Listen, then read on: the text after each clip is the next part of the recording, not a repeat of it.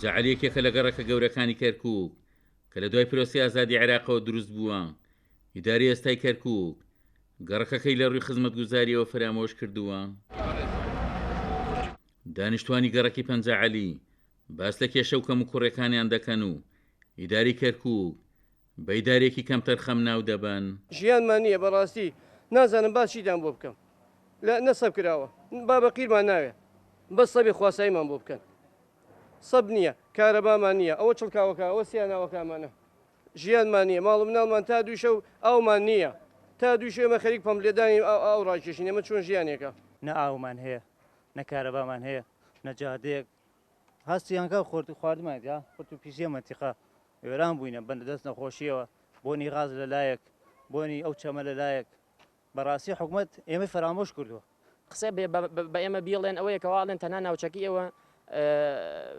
تەجاوزە و کێشە لەسەرەوە ئێمە ناتوانین شتێکتان بۆ بکەین بەڕاستی بەڵام لە کاتێکا لە حەی خەضرا و چەندین ناوچەی تری عەرەبی وەکو حەیواسی چەندین ناوچە هەن کەوا بە هەمان شێوە تەجاوزن بەڵام هەموو خزمەتگوزارییان هەیە خۆمان کەس کردا بەس بازمان دەبێن ئەوە حەز زبلەکەمانە سێریکە 5 ساڵە ماڵم هاتە بۆی لە خەریکە توش نەخۆشی دێم زب دنیاکەنە ئەیرە قوربانیە دێن ئەیکەینە ئەیرە تایەتی ئەکەندار بەردیتی ئەکەن ئەی سوتێنن زبلیتی ئەکان زۆر ژیانمان نیە لێرە. کاندیدێکی هاوپەیمانی کوردستانیش پەنجەی ڕەخنە بۆ ئیداری ئێستای کەرکووک ڕادەکێشێت کە بە شێوەیەکی سیستماتیک ئەو گەڕەکەی لە ڕووی خزمەتگوزاریەوە فرامۆش کردووە. ئیداری ئێستا وای کردووە بە هیچ شێوەیەک نە پرۆژە نە خزمەتگوزاری نە دامەزراندن بۆ گەنجەکان دابین ناکە بۆم گەڕەکانە گەڕەکە کوردیانە ئەمیش هەر شتێکی ناقانونی و نادەستوریە خۆتان دەزانن لەوەش ناگەڕێ ڕۆژینە ڕۆژێک